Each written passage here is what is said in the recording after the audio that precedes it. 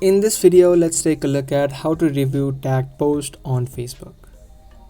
If you are tagged on any post on Facebook, then you would have an option of reviewing the post before the post appears on your timeline or your profile on Facebook. But for that to happen, you'll need to manage a couple of settings. First of all, open up your Facebook app, tap on the menu icon on the top right. From this menu, scroll down, tap on Settings and Privacy, and tap on Settings.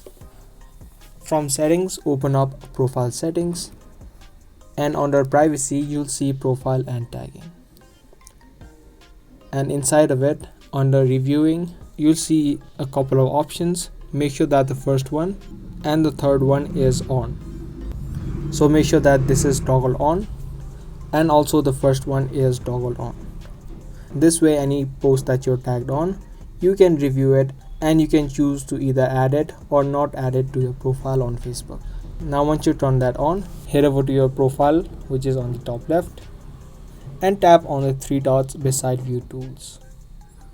Inside of Profile Settings, you'll see Review Post and Tags. If you tap on this option, you can see all of the posts that you're tagged in, and you can also see tags that are on your post.